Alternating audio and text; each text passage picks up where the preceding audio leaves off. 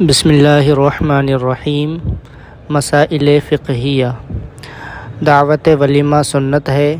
ولیمہ یہ ہے کہ شب زفاف کی صبح کو اپنے دوست، احباب، عزیز و اقارب اور محلے کے لوگوں کی حسب استطاعت ضیافت کرے اور اس کے لیے جانور ذبح کرنا اور کھانا تیار کرانا جائز ہے، اور جو لوگ بلائے جائیں ان کو جانا چاہیے کہ ان کا جانا اس کے لیے مسرت کا باعث ہوگا۔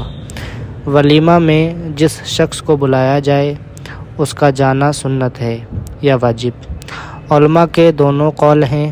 بظاہر یہ معلوم ہوتا ہے کہ اجابت سنت موقدہ ہے۔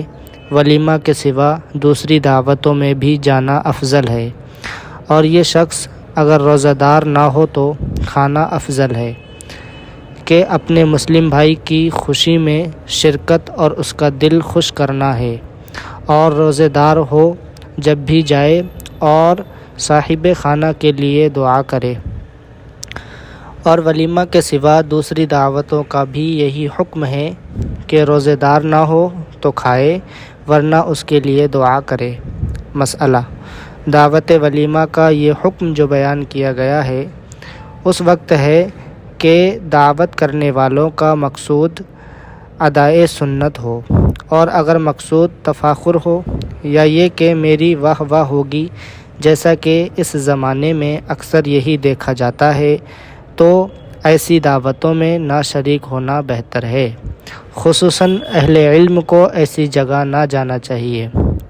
مسئلہ: دعوت میں جانا اس وقت سنت ہے جب معلوم ہو کہ وہاں گانا بجانا لہو و لعب نہیں ہے، اور اگر معلوم ہے کہ یہ خرافات وہاں ہیں تو نہ جائے۔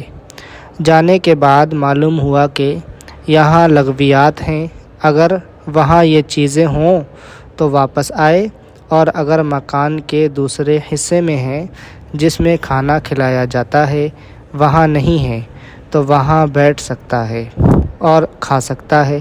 پھر اگر یہ شخص ان لوگوں کو روک سکتا ہے تو روک دے، اور اگر اس کی قدرت اسے نہ ہو تو صبر کرے۔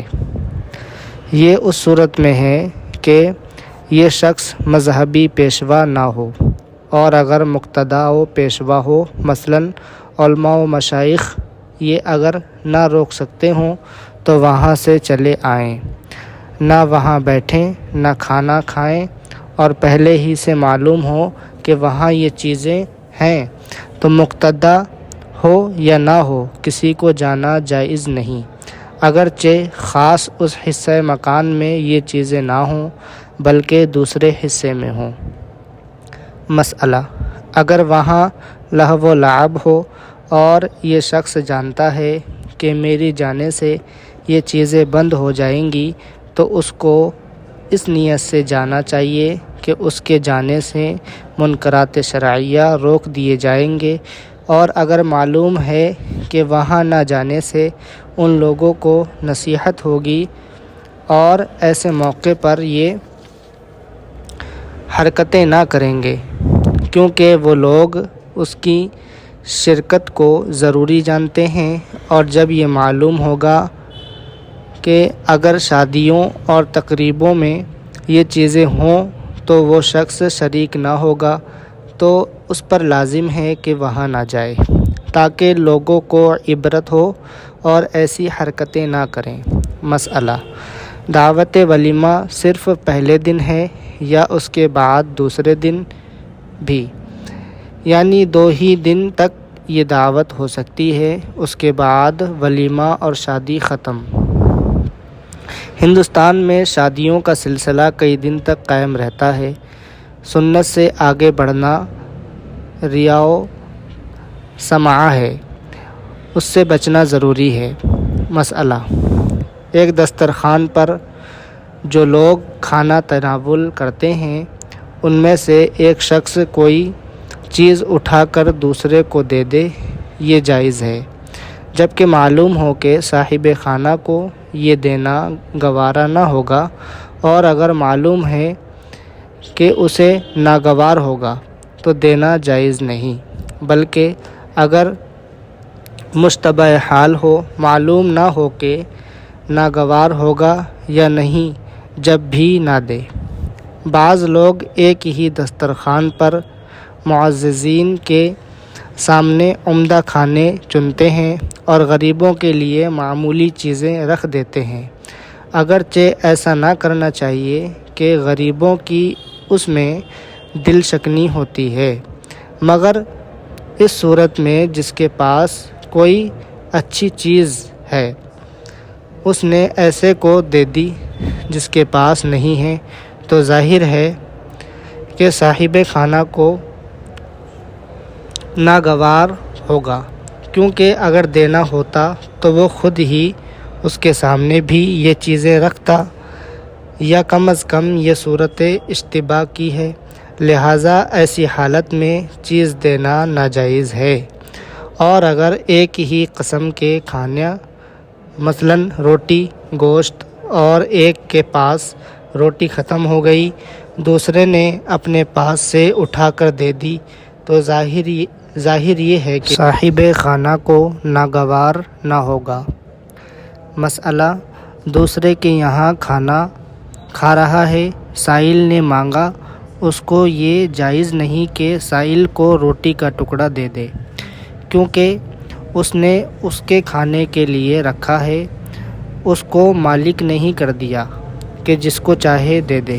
مسئلہ، دو دسترخوان پر کھانا کھایا جا رہا ہے، تو ایک دسترخوان والا دوسرے دسترخوان والے کو کوئی چیز اس پر سے اٹھا کر نہ دے، مگر جب کہ یقین ہو کہ صاحب خانہ کو ایسا کرنا ناگوار نہ ہوگا۔ مسئلہ، کھاتے وقت صاحب خانہ کا بچہ آ گیا تو اس کو یا صاحب خانہ کے خادم کو اس کھانے میں سے نہیں دے سکتا۔ مسئلہ، کھانا ناپاک ہو گیا تو یہ جائز نہیں کہ کسی پاگل یا بچہ کو کھلائے یا کسی ایسے جانور کو کھلائے جس کا کھانا حلال ہے۔ مسئلہ، مہمان کو 4 باتیں ضروری ہیں۔ نمبر 1، بٹھایا جائے وہیں بیٹھے۔ نمبر 2، جو کچھ اس کے سامنے پیش کیا جائے اس پر خوش ہو، یہ نہ ہو کہ کہنے لگے اس سے اچھا تو میں اپنے ہی گھر میں کھایا کرتا ہوں، یا کسی قسم کے دوسرے الفاظ جیسا کہ آج کل اکثر دعوتوں میں لوگ آپس میں کہا کرتے ہیں۔ نمبر 3، بغیر اجازت صاحب خانہ وہاں سے نہ اٹھے۔ نمبر 4، اور جب وہاں سے جائیں تو اس کے لیے دعا کریں۔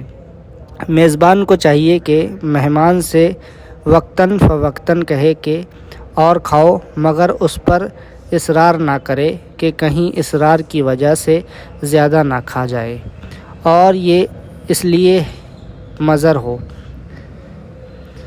میزبان کو بالکل خاموش نہ رہنا چاہیے، اور یہ بھی نہ کرنا چاہیے کہ کھانا رکھ کر غائب ہو جائے، بلکہ وہاں حاضر رہے اور مہمانوں کے سامنے خادم وغیرہ پر ناراض نہ ہو، اور اگر صاحب وسعت ہو تو مہمان کی وجہ سے گھر والوں پر کھانے میں کمی نہ کرے۔ میزبان کو چاہیے کہ مہمان کی خاطرداری میں خود مشغول ہو، خادموں کے ذمہ اس کو نہ چھوڑے، کہ یہ حضرت ابراہیم علیہ السلام کی سنت ہے۔ اگر مہمان تھوڑے ہوں تو مہمان کے ساتھ کھانے پر بیٹھ جائے، یہاں تقاضائے مروت ہے، اور بہت سے مہمان ہوں تو اس کے ساتھ نہ بیٹھے، بلکہ ان کی خدمت اور کھلانے میں مشغول ہو۔ مہمانوں کے ساتھ ایسے کو نہ بٹھائے جس کا بیٹھنا ان پر گراں ہو۔